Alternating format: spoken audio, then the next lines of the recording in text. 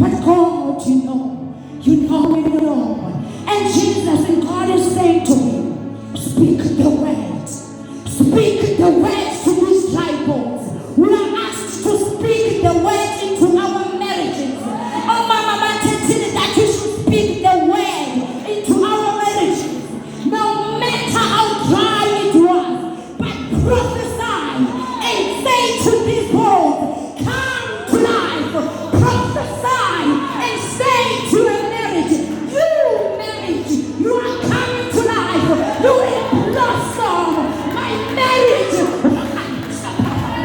I give glory unto God. But I want to say, oh my God, Jesus, I want to say to you, be prepared to keep up with the noise. Because the Bible says that when these bones were coming together, there was a noise that happened.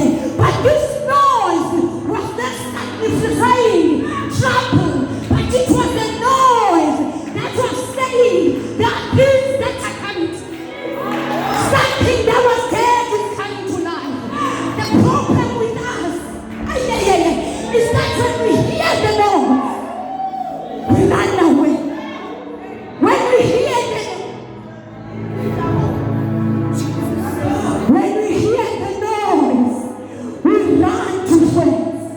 When we hear the noise, we move back. We must be prepared. When we hear the noise, we go to the Father's manifesto. Jesus, what is this noise about?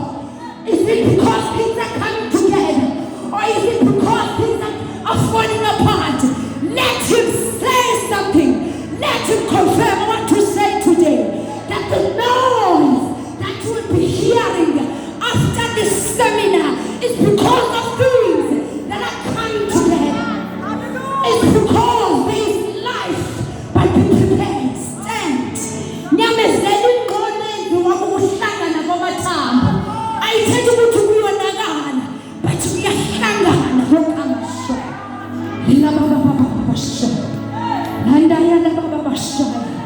Let's speak the word. Let's speak the word. When Jesus was tempted, he spoke to the word. He continued to say, you Satan, it is written. I hear what you are saying, but as tempting as it is written. I may be tempted. I feel it. I see what you are talking about. But it's literally doing the word says. The word says this situation is not permanent. I used to learn, but it's here to strengthen me. Me as a woman, let me stand in my position. Let me stand in my